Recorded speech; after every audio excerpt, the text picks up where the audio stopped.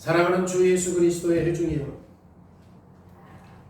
우리는 지난주에 사람이 하나님의 형상대로 창조되었다는 내용을 살펴보았습니다. 이 세상에서 우리는 하나님의 형상으로서 하나님을 세상에 비춰야 하는 부름을 받은 존재입니다. 마치 거울처럼 하나님을 사람들에게 비춰야 하는, 다시 말해서 사람들이 나를 볼 때 하나님의 형상이 거울인 나를 통해서 뭘로 나가야 돼요? 형상이 나가야 돼요. 이게 사람의 본래 목적이에요. 사람의 본래 목적이에요. 그러니까 하나님의 거룩, 하나님의 의, 하나님의 생명을 보여줄 수 있도록, 그게 삶의 기본 원칙이에요. 목적이에요. 그런데 우리가 세상에 하나님의 의와 거룩을 비추는 일은 결코 쉬운 일 아니죠. 누가 하나님의 의로운 성품에 빛나게 할 수 있겠습니까? 죄로 타락한 아담의 후손으로 태어난 우리 모두는 다 죄인이기 때문에 우리 스스로는 불가능해요. 그런데 그리스도의 복음은 그리스도의 피와 성령의 능력을 통해서 우리가 하나님의 형상을 이 세상에 비추는 일을 시작할 수 있다고 말해요. 하나님의 자녀들은 다른 사람들과 다르다. 하나님의 자녀들 안에는 하나님의 형상이 그리스도의 피와 성령으로 회복되었기 때문에 하나님의 자녀는 일반 사람들과 다르다. 왜? 우리는 지금 거울로서 누구의 모습을 드러내야 돼요? 하나님의 형상. 하나님의 형상이 뭐예요? 의와 거룩과 선이요. 그게 또 많지요. 많이 있죠. 엄의와 능력과 권위와 지혜와 지식 많이 있지만 궁극적으로 우리가 해야 될 것은 하나님의 의, 선, 거룩. 그럼에도 불구하고 하나님의 형상으로 산다라고 하는 것은 더 많은 의미가 있어요. 그것은 하나님의 대표자로서 피조물을 다스리는 왕으로서 하나님을 대표한다는 것을 지금 하나님의 형상에 포함하고 있는 거예요. 그러니까 우리가 하나님의 형상을 지음받았다고 하는 것은 지금 하나님의 대표로서 뭐 해야 돼? 세상을 다스려야 돼. 그것만 있는 거 아니야. 또 뭐 또 있어? 하나님의 형상은 의와 거룩과 선만 있어. 의와 거룩과 선만 있는 것이 아니라 또 뭐 또 있어? 세상을 다스리는 대표자예요. 이게 하나님의 형상을 가지고 있다라고 하는 사람의 기본 원칙입니다. 하나님은 자신의 형상과 관련해서 피조물을 다스리는 일을 말씀하시면서 창세기 1장 26절에 뭐라고 말해요? 하나님이 이르시되 우리의 형상을 따라 우리의 모양대로 우리가 사람을 만들고 그들로 바다의 물고기와 하늘의 새와 가축과 온 땅과 땅에 기는 모든 것들을 다스리게 하자 하시고, 하나님의 형상을 가진 사람은 모든 피조물을 다스리도록 창조됐어요. 다스리도록 창조된 거예요. 우리는 이 지구를 다스려야 돼요. 그러면 지구를 다스려야 한다는 것은 어떤 의미가 있죠? 무슨 뜻이죠 이게? 우리 가운데 누구도 세상을 다스릴 수 있는 왕족도 아니잖아요. 여러분 이 세상에 딱 태어났을 때 왕족으로 태어났어요? 그러지 않았잖아요. 우리는 단순히 사람들이고 매일매일 생계를 위해서 노력하는 사람 아닙니까? 그러면 회사원, 의사, 목사, 기술자, 부모, 학생, 교사, 판매원, 행정가로서 우리는 어떻게 피조물을 다스려야 되죠? 오늘 설교 제목은 하나님은 사람에게 지구, 땅을 다스릴 권한을 주셨어요. 그러면 어떻게 할 것인가? 첫 번째 대지가 뭐예요? 우리의 노동을 통해서 세상을 다스리는 거예요. 오늘 본문은 사람에게 주신 여러 가지 명령이 있어요. 28절에 하나님은 특별하고 의미심장한 동사들을 사용해요. 어떻게 말합니까? 하나님이 그들에게 이르시되 세우고 번성하여 땅에 충만하라. 또 땅을 정복하라. 그리고 모든 생물을 다스리라. 땅은 다스려져야 돼요. 동물들은 다스려져야 돼요. 창조주 하나님은 사람에게 행동이 필요하고 피조물에 대한 책임이 있다는 것을 말씀해요. 다시 말하면 땅을 정복하고 동물을 다스리라는 거예요. 하나님은 아담과 하와에게 지금 다스리도록 일을 맡기셨고 우리도 아담과 하와와 함께 지금 다스리는 일을 하도록 부르심을 받은 것입니다. 이렇게 말하면 사람들이 놀랄 수밖에 없어. 사람들은 노동과 수고를 저주로 생각해요. 사람은 노동과 수고를 뭘로 생각해? 저주로 생각해요. 그래서 에덴 동산에서 편하게 살고 싶은 거야. 우리는 일 않고. 하나님이 아담과 하와를 위해서 에덴 동산을 창조하지 않았느냐? 그들에게 쉴 수 있도록 에덴 동산 만든 거 아니냐? 그래서 에덴 동산은 한가롭게 쉽고 쉬고 평온과 안식을 누리는 것 아니냐? 라고 질문해요. 이 세상의 일본 대중문화 속에서 아담과 하와는 에덴 동산에서 완벽하게 갖춘 상태에서 매일매일 완벽한 안락한 삶을 살았다고 생각해요. 그런데 아담과 하와는 낙원에서 바쁘게 일했어요. 이게 지금 우리가 성경을 지금까지 왜곡한 거야. 창세기 2장 15절 말씀 보세요. 창세기 2장 15절. 여호와 하나님이 그 사람을 이끌어 어디에 두었어요? 에덴 동산에 두어서 뭐하게 만든 거야? 경작하며 지키게 했죠. 자, 창세기 2장은 타락한 후야, 타락하기 전이야. 타락하기 전에 에덴 동산에서 우리는 집을 앉았으니까 완전히 편안하게 살 거라고 착각하면 안 돼. 지금 성경은 뭐라고 얘기하냐? 그들을 창조하시고 에덴 동산에 두어 죄가 들어오기 이전에 뭐 했어요? 땅을 일궈야 돼. 땅을 다스려야 돼. 지금 우리가 성경을 왜곡한 게 뭐야? 에덴 동산은 일도 않고 참 편하게 살았을 것이라고? 그리고 이것은 어디까지 가? 죽은 이후에 천국까지 이것을 끌고 간다니까. 천국 가면 아무것도 안 하고 하나님만 찬송할 때.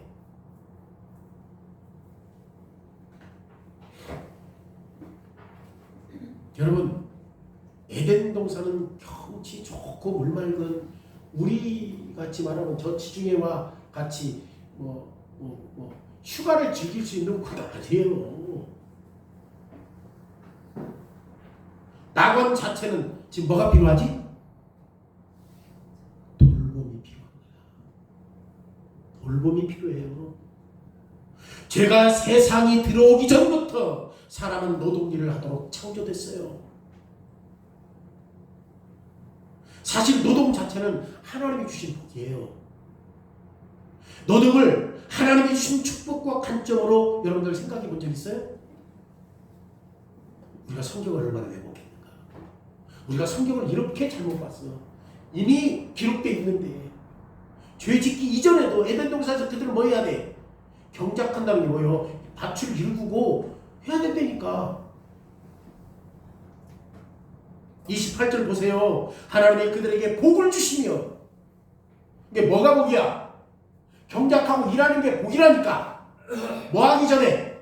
죄가 들어오기 전에 에덴 동산에서 이런 일들을 하는 것이 그들에게 복이라고 누가 말해? 하나님이. 노동이 복이에요. 근데 우리는 노동을 저주라고 생각해. 노동은 하나님이 주신 축복입니다. 노동은 자녀를 갖는 것만큼이나 중요한 축복이에요.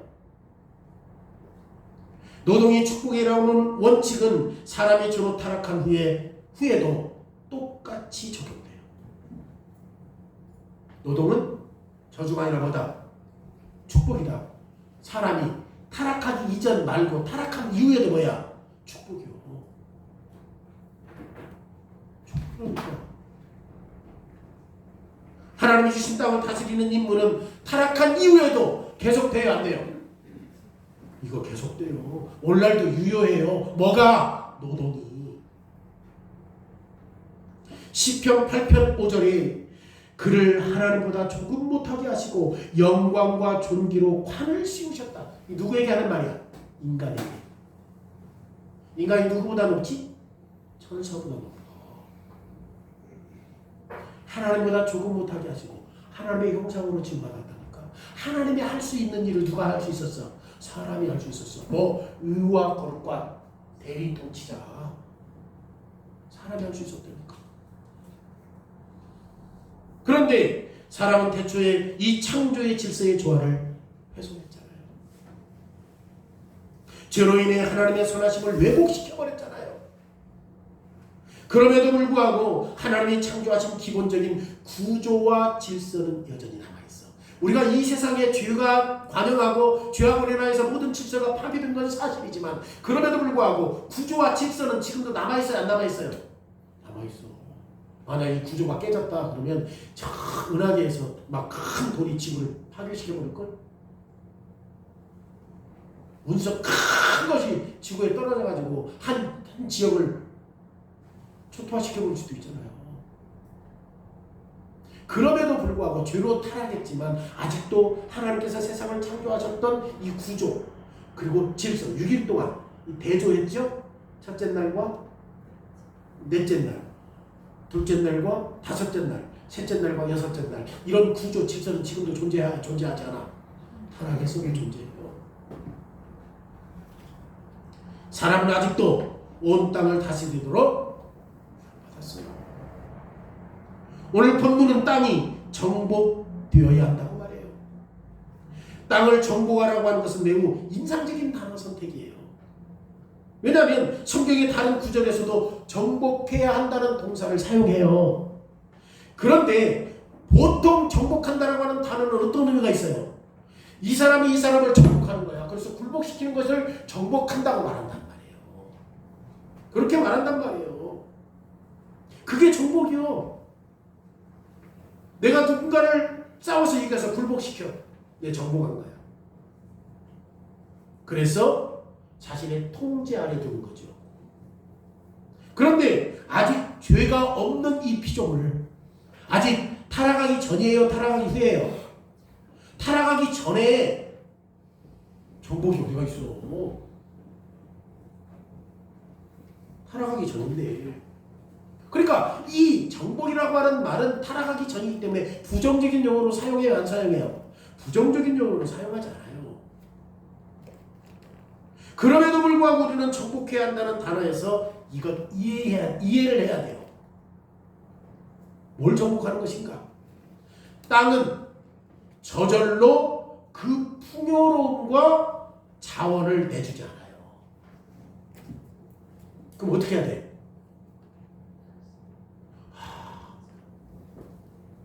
뭐지? 지금 삼성전자가 뭐가 필요하지? 반도체에서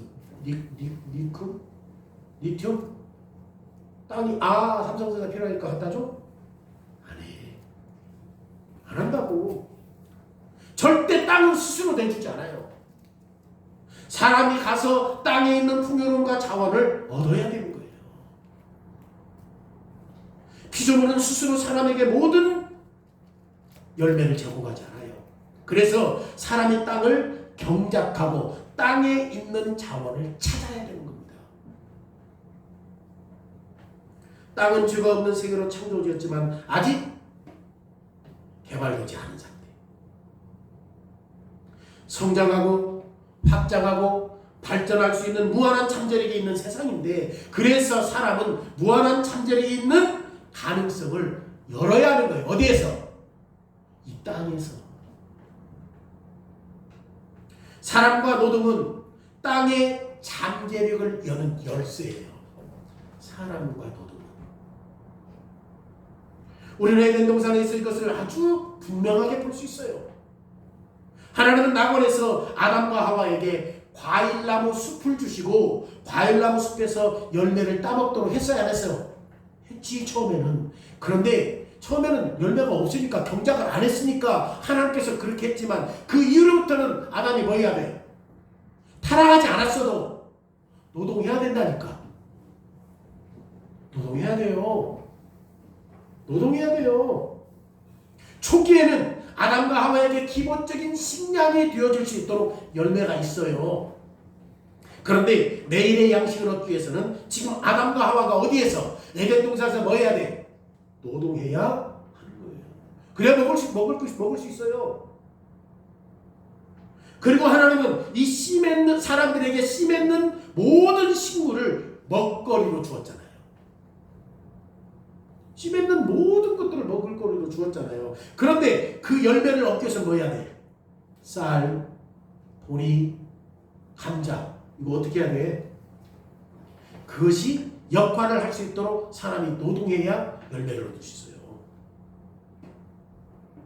그러니까 처음에는 하나님께서 먹을 것을 주셨지만 그 다음부터는 어떻게 해야 돼? 사람이 노동을 해야 돼요. 타락하기 전에도. 사람은 에덴 동산의 땅을 경작하고 땅을 가꾸어야 하는 거죠. 마치 우리가 텃밭에서 밭을 일구는 것과 똑같아요. 아담과 하와도 에덴 동산에서 씨앗을 심었고 가꾸었고 식물을 키워야 돼요. 씨 있는 식물의 열매를 얻기 위해서는 씨앗을 심고 돌봐야 돼. 여러분, 죄가 없는 세상은 노동이 없는 세상을 말하는 게 아니에요. 성경 잘 봐.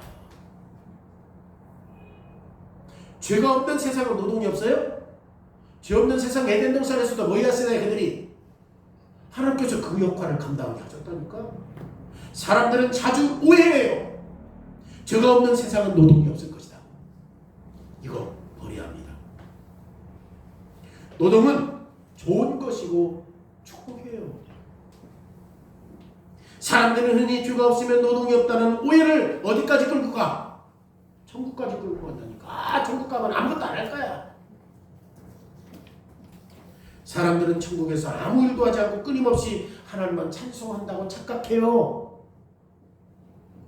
그러면 새하늘과 새 땅으로 우리가 다시금 회복되었다고 할 때, 진짜 새하늘과 새 땅으로 회복되었다는 그 에덴 동산으로 회복되었다고 한다면, 죄 짓기 이전에 아담과 하와가 에덴 동산에서 처음에는 먹을 것을 주었지만 나머지는 그들이 경작해야 먹을 것을 얻을 수 있었던 것처럼 우리도 노동해야 돼, 안 해야 돼? 해야 돼요. 해야 된다니까. 믿지 않는 사람들은 천국을 생각할 때 어떻게 생각해? 예수 믿는 사람들은 구름 위를 떠다니며 프랑스산 와인을 마시고 그 호주산 그 크림치즈를 먹고 마시고 즐기는 걸로 착각하지. 그런데 성경은 그렇게 말하지 않아요. 우리는 죽을 때도 여전히 사랑으로 나가. 치유의 날에 똑같이 육체로 다시금 부활해. 그리고 영광스러운 육체로 우리는 새하늘과 새 땅으로 옮겨질 것인데, 그러면 우리는 처음에 창조된 목적 새하늘과 새 땅에서도 똑같이 노동해야 돼, 안 해야 돼? 해야 돼요. 타락 이전에 노동이 있었어요, 없었어요? 경작해야 돼요, 안 해야 돼요? 해야 돼요. 처음에는 하나님께서 먹을 것을 주었지만 나머지는 그들이 그렇게 일을 해야 돼요. 노동은 축복입니다. 지금 땅을 다스린다라고 하는 것은 우리의 일상적인 노동을 통해서 땅을 정복한다는 의미예요. 땅을 다스리라고 했을 때 일상적인 노동을 통해서 땅을 정복하는 거예요. 정복한다라고 하는 것은 창조를 지배하는 잔혹한 주인으로 학대하는 게 아니야. 정복이. 주인이 정복했으니까 학대. 이게 아니야. 땅을 정복하는 것이 학대하는 게 아니에요. 땅 안에 있는 잠재력을 끌어내는 게 뭐야? 그렇지. 땅에 수없이 많은 자원들이 있어요. 수없이 많은 자원들이 있다. 이걸 개발해야 되는 거예요. 우리는 환경론자보다 더 많이 땅을 돌봐야 돼요. 단순하게 환경론자들은 땅을 보호하려고만 하겠지만 우리는 땅이 하나님의 작품이기 때문에 하나님의 형상으로서 이 창조 세계를 지키도록 부름받은 것입니다. 하나님은 결코 당신의 작품을 학대하지 않아요. 우리의 임무는 하나님이 주신 원재료를 가지고 본성에 따라 개발하는 겁니다. 각 부분에 부여되었던 능력과 가능성을 드러내는 거지. 어떤 부분에 이런 능력과 이런 가능성이 있어. 어떤 부분에 이런 능력과 이런 가능성이 있어. 그래서 그런 것들을 끄집어내므로 말미암아 뭘 드러내는 거야? 하나님의 경이로움을 보여주는 거예요. 그러니까 우리가 이 세상을 경작하고 다스린다는 것은 땅의 잠재력을 끌어내므로 말미암아 누구의 어미와 위엄을 드러내? 하나님의 어미와 위엄을 드러내는 거예요. 놀랍습니다. 우리의 손으로 하는 일이 이 일을 통해서 창조주 하나님의 지혜와 능력과 위엄을 나타내는 거예요. 그래서 자연도 하나님을 영화롭게 하는 거야. 자연계도 하나님을 영화롭게 하시는 거예요. 하나님이 그것을 이미 잠재력을 다 주시고 사람을 통해서 그것을 뭐 하는 거야? 잠재력을 캐내서 하나님의 위엄, 지식, 능력 이것들을 드러내게 하신 거예요. 여러분 우리가 개발할 수 있는 모든 아름다움, 우리가 만들 수 있는 기술, 우리가 땅과 자원을 위해서 실현할 수 있는 모든 선한 목적은 오직 하나님의 잠재력과 능력이 있는 세상을 창조하셨기 때문에 가능한 거예요. 이게 세상 다스리는 겁니다. 이걸 통해서 하나님의 위엄과 능력 나타내는 거예요. 이건 동물도 마찬가지죠. 동물도 어떻게 해야 돼? 다스려야 돼요.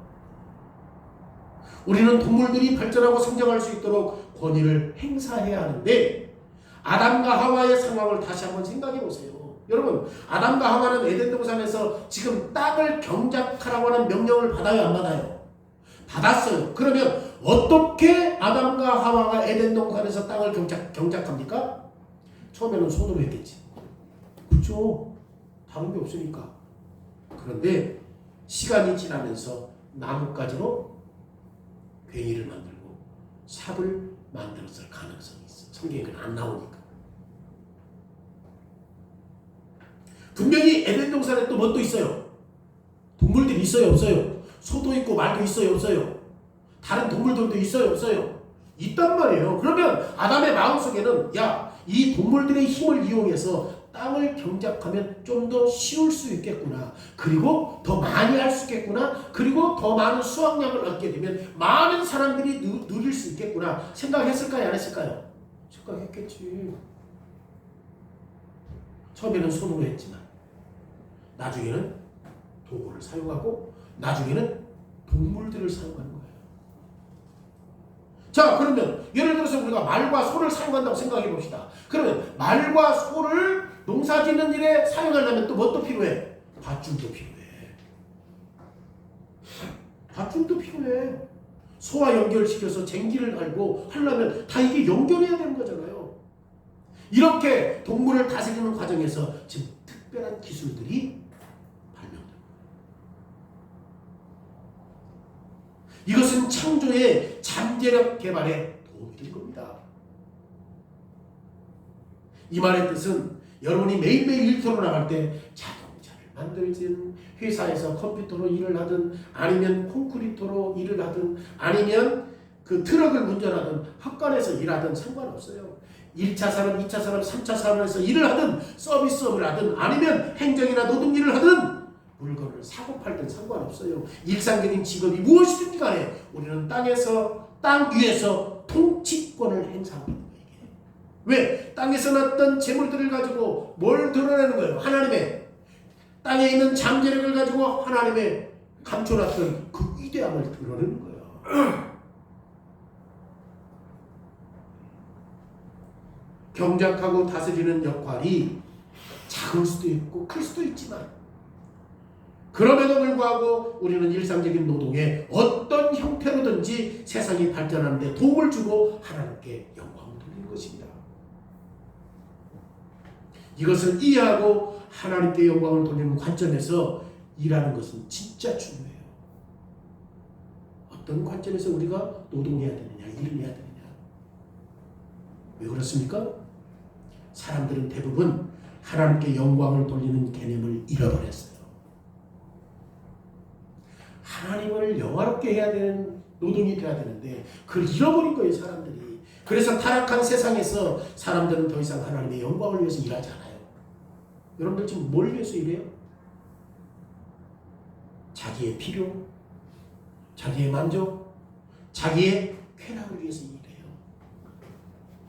이 죄악된 사람은 노동으로 자기를 높이고 자기가 부자 되고 자기의 삶을 개선하기 위한 수단으로 생각해보는 거예요. 이제 노동이 내가 편하고 이것을 가지고 하나님을, 이게 축복이니까, 노동이 축복이니까 하나님을 영화롭게 하고 땅에 있는 것들을 개발해서 하나님의 지식, 위엄, 그런 능력, 그 잠재력을 풍성히 드러내서 하나님이 위대하시는 것을 드러내야지 되는데, 이제 노동이 뭘로 전락했어요? 자기 쾌락, 자기 안위, 자기 만족. 그러다 보니까 노동이 뭐냐? 자기의 신으로 만든 거예요. 내가 노동을 어떻게 하면 내가 잘 살고, 내가 노동을 어떻게 하면 내가 부자 되고, 내가 편하고 인정받는가. 이렇게 전락해버린 거예요. 하나님이 없어요, 노동이. 이게 복인데. 대부분의 사람들은 노동은 그저 필요한 고역이요. 여러분 이런 말을 들었죠? 나는 월급을 위해서 일한다. 대부분의 사람들은 고역이에요. 노동이. 많은 사람들이 한 주일을 수요일 이전과 수요일 이후로 이야기하는 이유는 뭐예요? 수요일을 기점으로 해서 점점 가면 뭐가 있어? 이제 주말이 와. 주말이. 그러니까 이제 우리의 노동이 주말에 쉬기 위해서. 사회는 점점 더 부유해지면서 모두가 주말을 지금 내 주말을 즐기기 위해서.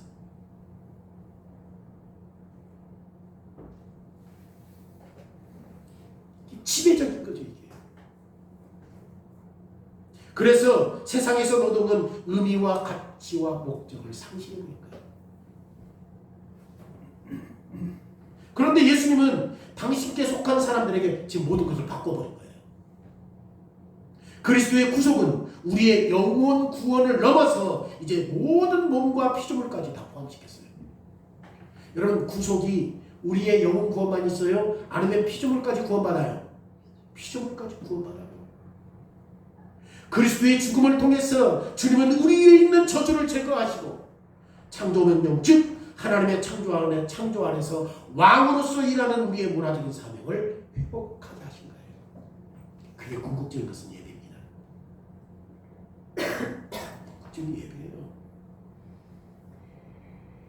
이제 우리의 노동은 어떤 수고가 될 수 없어요. 그리스도 안에서 노동은 가치가 있는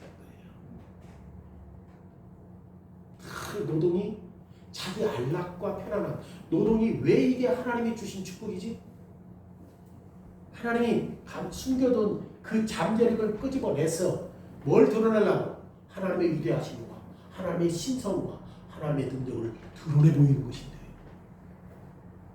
개발해가지고 자기 잘 살고 돈 벌고 이 세상에 명예를 끼치고 그런 식으로 전락해버린 거예요. 수요일로 딱 노동을 기점으로 삼아서 이제 곧 뭐가 와? 주말이 와. 이 노동은 주말을 위해서 해. 가치와 목적과 의미를 상실해버린 거예요. 고린도전서 5장 15장 8절에 그러므로 내 사랑하는 형제들아, 건실하며 흔들지 말고 항상 주의 일에 더욱 힘쓰는 자들이더라. 이는 너희 수고가 주 안에서 헛되지 않게 하리라. 지금 예수님께서 지금 이 세상에서 오셔서 하셨던 말씀이잖아요. 주 안에서 너희들이 이 일들이 헛되지 않게 해라.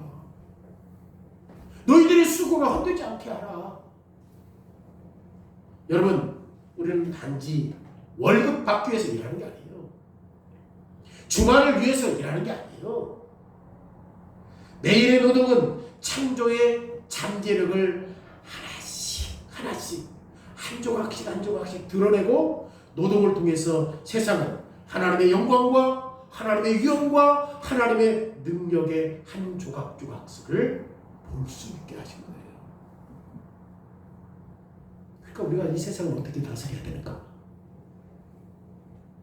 땅속에 있는 것들을 개발해서 잠재력을 통해서 하나님의 멋을, 영광, 위엄, 능력을 한 조각씩 한 조각씩 볼 수 있어야 됩니다. 하나님께서 이런 것들을 자연 속에 두셨구나. 그럼 우리는 계속해서 이런 것을 개발해야 돼요, 안 해야 돼요? 개발하는 게 난 개발이 아니라 그걸 통해서 뭘 볼 수 있어야 돼요? 하나님의 영광, 하나님의 위엄, 하나님의 능력을 한 조각씩 볼 수 있어야 됩니다. 우리가 세상을 어떻게 다스려요? 노동을 통해서 다스려요. 노동은 저주가 아니라 뭐다? 축복이다. 두 번째로 우리는 혼인을 통해서 세상을 다스려야 됩니다. 지금 하나님의 영광은 우리의 가정과 결혼 속에서 아주 밀접하게 관계가 되어 있어요. 하나님은 우리에게 땅을 다스리도록 정복하라고 통치권을 주셨고 그 통치권을 통해서 자녀들을 출산하도록 지금 매우 밀접한 관계를 맺고 있어요. 28절 보세요. 하나님이 그들에게 복을 주시며 하나님이 그들에게 이르시되 생육하고 뭐해라. 생육하고 번성하라. 그리고 땅에 충만하라. 여러분, 땅을 정복하라라고 말하는데 땅에 대한 통치를 실현하는 한 부분은 많은 사람들을 땅에 치우고 번성하는 일이래요. 땅에 번성하고 충만해야 돼, 안 해야 돼요? 이게 지금 타락하기 이전의 명령이라니까. 땅에 충만하라. 지금 분명히 말씀했기 때문에 땅에 충만하라 이 말씀은 아담과 하와에게 맡겨졌던 실질적인 관점에서 이런 일을 한번 생각해 보자는 거예요. 그러면 충분하게 이해할 수 있어요. 아담과 하와에게 땅에 충만하라고 하는 것을 맡겼잖아요. 그런데 그의 입장에서 이것을 어떻게 이루어가? 응? 지금 이 축구 얼마나 방대해. 나는 미국도 한 번도 안 가봤어. 아담과 하와가 어떻게 이런 일을 다 해?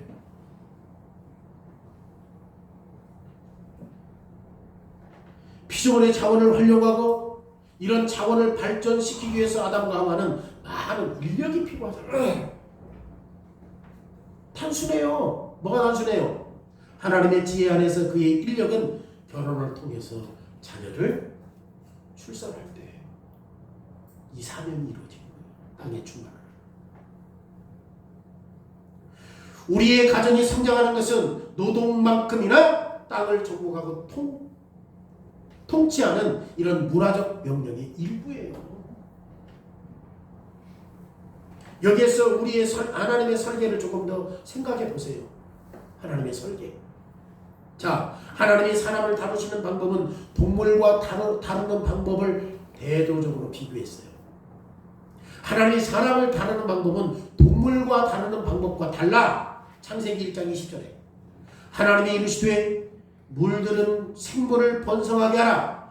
땅 위에 하늘의 궁창에는 새가 날으라 하시고 그 다음에 24절에 비슷하죠? 하나님이 이르시되 땅의 생물을 그 종류대로 내되 가축과 기는 것과 땅의 짐승을 종류대로 내라 하시니 그대로 되었더라. 보세요. 자, 물속의 생물들, 하늘의 새들, 육지의 동물들, 다양한 동물들로 쌍을 이뤄서 많이 만들었어요? 적게 만들었어요? 많이 만들었지.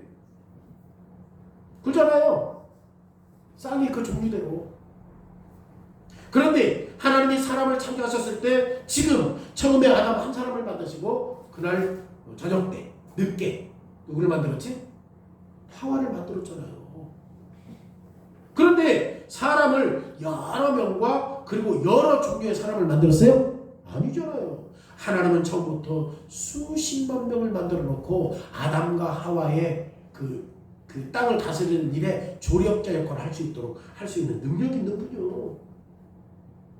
그런데 여섯째 날이 끝날 때 한 남자와 한 여자만 있었던 거예요.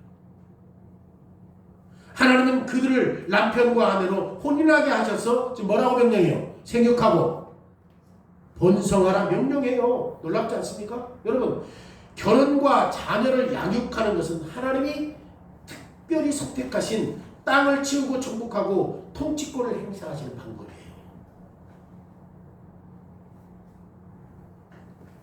요람을 흔드는 소진이 세상을 지배한다. 요람이 뭐예요? 이제 갓 태어난 아이. 요람을 흔드는 손이 세상을 지배한다. 이게 무슨 뜻일까요? 그러니까 아이를 키우는 손이 결국 세상을 움직이는데 이것은 정치, 능력 그런 걸로 움직이는 게 아니라 가정에서 어떻게 교육하느냐에 따라서 세상을 움직일 수 있다는 거예요. 격언이에요. 요람에서 흔드는 손이 세상을 지배한다. 격언이에요. 격언. 그런데 그 손이 뭐예요? 그 손이 이게 부모의 손이잖아. 요람. 아이가 태어났을 때 그 아이를 하나님의 영광을 위해서 창조를 다스릴 세대를 키우는 거야. 창조를 다스린다 뭐예요? 창조를 세상을 다스릴 그런 자들로 키우는 거예요. 그런 손. 누구의 역할이야? 부모의 사람의 역할이에요. 부모의 역할이요. 결혼은 진심으로 사회의 기본적인 구성이고 사회의 기본적인 단위이고 하나님이 거룩하게 설계하시고 계획하신 일부분이에요. 결혼은. 그리고 한 남자와 한 여자의 결혼을 막는 것은 악마에게 사단에게서 온 거예요. 이 세상은 동성연애가 있고 일부 다처제가 있지. 여러분 이건 뭐예요? 성경을 왜곡하거나 그리스도의 구속사역을 파괴함으로 말미암아 창조의 질서를 무너뜨리는 거예요. 동성애와 일부 다처제를 추구하는 자들은 사람이 하나님의 형상으로서 땅을 통치하는 것을 가로막는 겁니다. 이게 결혼을 멈추고 결혼을 분기시키면 하나님 나라 무너져요. 왜냐하면 계속해서 인간은 뭐 해야 되는데 번성해서 계속해서 땅을 다스려야 되는데 그러기에 우리는 그리스도 안에서 결혼한 사람으로서 그리스도의 구속사역을 우리의 가정에서 실천해야 된다는 거예요. 그리스도의 구속사역. 결혼과 이 땅의 통치를 연결해서 생각하는 건 진짜 중요해요. 왜냐하면 하나님은 이 땅에 번성하라고 했어요? 안 했어요? 번성해야지. 번성하라고 했잖아요. 그런데 성경에서 우리가 결혼을 말할 때 어디를 말해? 창세기 1장 갖고 말해? 2장 갖고 말해? 창세기 2장까지 말해. 아담이 혼자 독처하는 것이 외로워서 그를 잠들게 하시고 갈빗대를 빼서 하와를 만들어서 그를 동역자로 세우셨다. 우리가 결혼하면은 어디로 가? 1장으로 가? 2장으로 가? 2장으로 간다고. 근데 보세요. 먼저 우리가 이해할 게 저기 있어. 1장 28절에 하나님이 결혼에 대해서 요약적으로 말씀하세요. 결혼에 대해서 요약적으로 남녀가 함께하며 자녀를 낳고 그 자녀들이 부모 곁에서 땅을 정복하게 하는 역할을 맡게 될 때 이게 결혼의 의미요. 창세기 1장에도 이미 뭐가 있어? 결혼에 대한 내용이 있어. 하나님의 명령은 생육하고 번성하라, 땅에 충만하라. 여러분, 결혼한 부모에게 자녀를 갖는 것은 선택이 아니라 뭐야? 명령이에요. 참 오늘날 참 역행 많이 해요. 결혼해도 자식 안 낳고.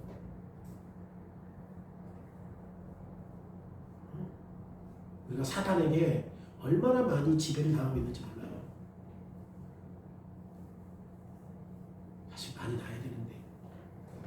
여러분 자식 많이 낳아도 부모가 그 자식의 길을 한자나 크게 할 수 없어요. 하나님이 하세요. 우리 자녀들 잘 들어야 돼. 목사님 우리 시대는 어떻게 해요? 노동력도 없고 AI가 다 해불고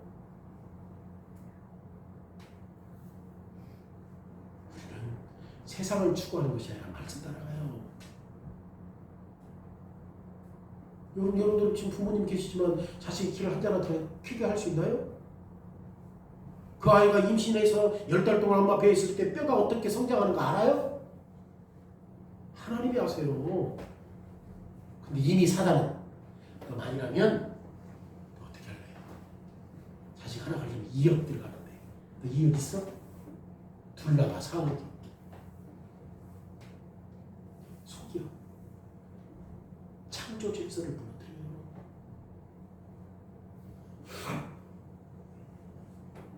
결혼은 이 땅의 통치와 연결해서 생각해야 돼요.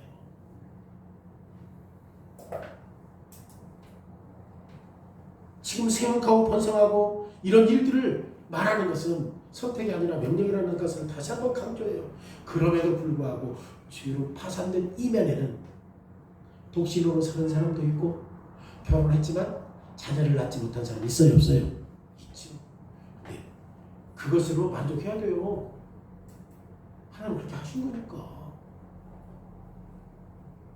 결혼이 자녀를 낳아야 되는 것이 사실이지만 그럼에도 불구하고 어떤 사람은 독신도 있고 어떤 사람은 자녀를 낳지 못하는 사람이 있을 때 독신으로 사는 그 사람은 독신으로서 다른 기회와 다른 책임을 통해서 땅을 정복하는 것이고 그 사람이 아이를 낳지 못했다 할지라도 다른 방법을 통해서 세상을 통치하고 다스리는 방법이 있을 것이기 때문에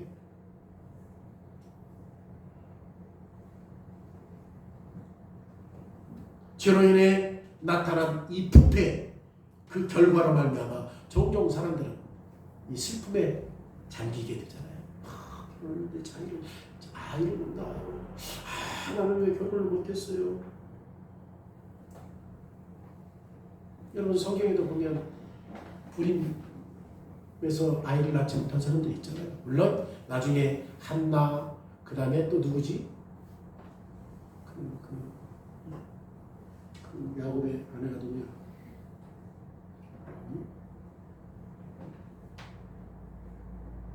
라헬 이런 사람들이 불임이었는데 나중에 이제 구속사적 맥락 쪽에서 하나님께서 그 당신의 진짜 신적인 위험을 드러내 보이신 것을 생각할 수 있지만 엘리사벳도 마찬가지예요.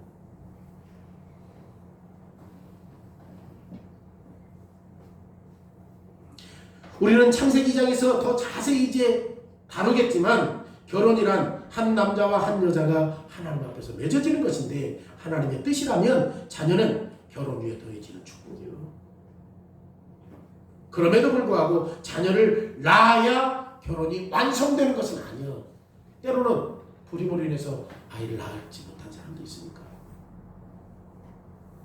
자녀가 없는 부모는 시간이 지나면서 지금 하나님이 그들의 삶을 다른 목적을 위해서 두셨고 하나님의 나라를 섬길 수 있는 다른 기회를 주셨다는 것을 깨달아야 돼요.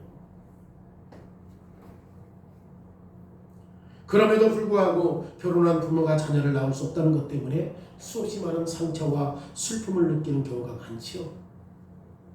그리고 하나님 뜻을 모르니까 우리에게는 이렇게 결혼했음에도 불구하고 이런 삶을 하나님께서 허락하셨구나. 저희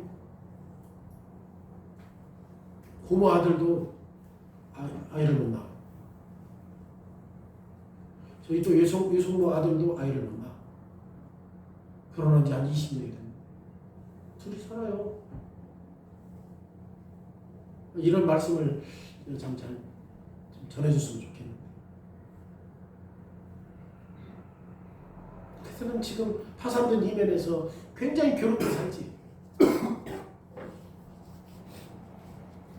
그럼에도 불구하고 결혼한 사람은 예외적인 것 말고 우리는 자녀를 낳는 것이 원칙이다. 생육하고 번성을 하였으니. 지금 핵심은 뭡니까? 결혼한 사람은 자녀를 얻어야 된다 라고 하는 사실들을 강조해요. 그럼에도 불구하고 우리가 자녀를 얻는 것은 귀여워서 그게 아니지. 우리가 자녀를 낳는 것은 우리 김 씨의 가문을 이어가기 위해서 자녀를 낳는 게 아니에요. 자녀는 우리의 자랑거리로 낳는 게 아니에요. 하나님께 영광을 누리기 위한 존재지. 이 땅을 정복하라. 자녀들에게 계속해서 하나님이 주셨던 잠재적인 것들을 캐서 하나님의 영광을 드러낼 수 있고 하나님의 위엄을 나타내고 그런 일들을 계속할 수 있게끔 해야 되는 거죠. 결혼했으니까 아들 하나 딸 하나. 또 어떤 사람은 입으로 피임해서 이거 한번 깊이 생각해 봐야 할 일이에요. 자녀는 궁극적으로 우리의 자랑거리 아니라 하나님의 영광을 위해서 존재하는 거예요. 우리가 자녀를 낳고 생육하는 일은 하나님의 형상으로서 땅을 통치하는 것과 연결되어 있습니다. 예수님께서 우리를 창조하신 명령 가운데 지금 이 부분에서도 새롭게 하셔서 말씀하셨어요. 자녀를 양육하는 목적과 의미를 주셨는데 갖는 것은 특별히 인류를 이어가기 위한 것이 아니라 하나님 나라를 확장하고 새로운 왕국의 시민을 세우기 위해서 자녀를 얻는 거예요. 여러분 하나님 나라가 없고 백성들에게 왕이 필요 있어 없어? 없지. 자녀를 갖는 것은 이 목적 때문에 하는 거예요. 새로운 나라의 왕 그리고 새로운 시민들을 세우기 위해서. 물론 이 주제는 많은 이제 질문이 나가. 예를 들면 자녀를 몇 명 낳아야 되는가? 자녀를 얼마나 낳아야 생육하는 것인가? 자연적인 피임이나 인위적인 피임으로 출산하는 기간을 우리가 조절할 수 있나? 이런 문제는 이제 다음에 기회 있을 때 우리가 살펴보겠지만 지금 결혼의 원칙은 분명히 뭐예요? 자녀를 낳아야 돼. 이게 뭐야? 땅에 충만하라 번성하라고 하는 하나님의 명령이기 때문에 여러분 이런 관점에서 보면 이제 엄마의 역할 주부의 일이 결코 사소한 일이 아니지. 그죠? 결코 사소한 일이 아니죠. 엄마의 역할은 결코 큰 회사의 사장이나 아니면 대학교 교수의 일보다 못한 게 아니에요. 자녀를 양육하는 거. 오늘날 페미니즘, 여성, 우월주의 그렇잖아요? 그래서 여성들의 경력과 가정을 나누어 여자들은 경력이 많이 있어야 된다. 페미니즘은 그런 걸 추구하잖아요. 어디에다 비중을 둬요? 가정에서 자녀들을 양육하는 것보다 캐리어 능력을 키워야 그렇잖아요. 그럼에도 불구하고 가정에서 자녀를 양육하는 이 직업은 결코 작은 일 아니에요. 자녀를 양육하는 일은 인생의 부르심이자 인생의 화합이에요. 우리가 다음 세대를 훈련시키기 때문에 다른 무엇보다도 더 큰 결과를 가져오기 때문에 물론 자녀를 양육하는 것은 엄마의 일만은 아니죠. 아버지도 똑같은 일을 해야 돼요. 아버지도 똑같아요. 오늘 본문에서 하나님은 아담과 하와에게 뭐라고 말해? 생육하고 번성하라. 아버지가 땅을 다스리는 일 때문에 바쁘기 때문에 하나님이 맡기신 자녀들을 우리가 시간이 없어서 못해요. 그런 말 없어. 그런 말 없어. 자녀들은 스스로 주님의 길을 배울 수 없습니다. 저절로 배우는 게 아니라 부모가 함께 가르치고 해야만 가능한 거예요. 그래서 잠언 4장 1절에 뭐라고 해?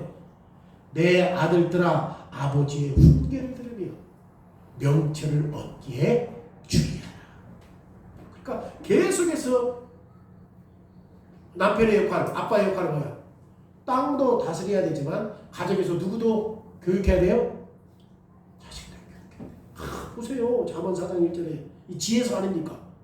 내 아들들아 아비의 훈계를 들으며 명철을 얻기에 주의하라. 그러면 우리가 아버지로서 자녀들을 신앙으로 가르치고 있는 거예요. 하루 노동 10시간 하고, 원래 창조 역사는 6일 동안 일해야 돼요. 지금 세상이 이렇게 바뀌어서 그래. 조금 일하려고 그래. 노동을 저축으로 생각하니까 조금 하려고 그래. 노동은 저축이 아니라 축복이요. 우리가 다스려야 돼. 세상을.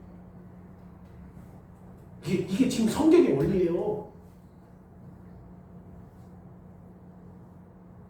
아무리 바쁘다 할지라도 똑같은 노력을 누구에게도 양육해야 돼요? 자녀들에게.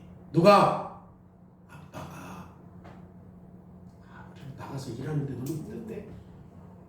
광주개혁교회 그 장로 형제가 어떻게 했다고 했어? 하루에 양원주 홈스쿨링 하는데, 근데 일이 너무 바빠서 그걸 관리를 못 하잖아. 집에 오면 12시인데? 근데 메일에다가 딱 자기가 오늘 할당량을 딱 했고 뉘우친 걸 딱 쓴 거야. 그러면 아빠가 와가지고 이걸 딱 보고, 아, 이 녀석이 이렇게 했고 이걸 느꼈구나. 걱정하는 거야. 이 역할이 그만큼 중요해. 그만큼 중요해. 일을 핑계로 아빠의 역할을 소홀히 할 수 없어요. 불가능해요. 성경의 명령이 엄마, 아빠에게 한 얘기야. 취미나 여가도 마찬가지입니다. 학교나 교사에게만 맡기지 마십시오.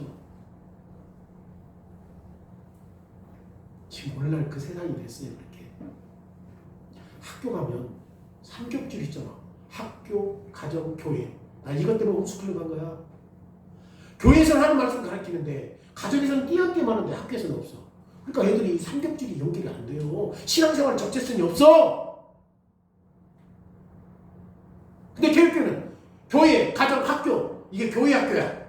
유기적으로 똑같이 하나님의 말씀을 일관되게 가르치니까 학교에서도 가정에서도 교회에서도 똑같은 말을 하니까 아이들이 흔들리질 않아. 근데 가정에서도 이 말하고, 야, 네가 원하는 대로 살아. 성경은 하나님 중심으로 살아라고 하는데 안 맞아. 네가 하고 싶은 거 해야 행복해. 성경은 하나님을 영광스럽게 하라고 하는데 안 맞아. 더군다나 학교는 하나님 이야기도 못 꺼내. 그래서 홈스쿨링 한 거예요. 삼겹줄이 맞아야지. 통일성이 있어야지 교육이. 그렇다고 해서 다 된 거 아니야. 끝까지 가야 돼. 어렵지? 다 된 거 아니지? 아빠는 좀 힘드니까. 아빠는 밖에서 일하니까 핑계 내지 말라는 말이에요. 우리가 이 땅을 다스려야 돼요. 근데 하나는 노동이고 하나는 결혼해서 자녀를 낳는 거야. 그리고 땅에 충만하게 하는데, 그러면 충만했던 그 자녀들을 어떻게 할 건데? 신앙으로 양육해야 되잖아요. 하나님의 통치를 지금 존엄하고 목적 있게 실천하는 삶을 가르쳐야 되는 거잖아요. 일반적인 삶을 보십시오. 40년 일하고 세월이 지나면 죽고, 삶이 늘 누구지? 솔로몬이 말했던 것처럼 똑같은 패턴이야. 한 가정에서 이런 교육을 받고 이렇게 하고 대학 나오고 직장 얻고 사회생활을 하고 결혼하고 자식 낳고 죽고, 이게 다 반복되는 거야. 다 반복돼. 하나님은 우리를 하나님과 교제하며 하나님의 영광을 위해서 일하도록 이 세상에 두셨다는 것입니다. 그래서 우리는 뭐 해야 돼? 세상을 다스려. 어떻게? 노동과 나에게 편만하게 해서. 그래서 끊임없이 하나님이 하셨던 일들을 자연을 통해서 드러나고, 아, 하나님의 위대하심과 하나님을 영광롭게 할 수 있고, 자녀들을 통해서 그런 일들을 계속해서 해나갈 때 우리가 이 세상을 통치하고 다스릴 수 있다는 사실들을 가르쳐 주신다 말씀.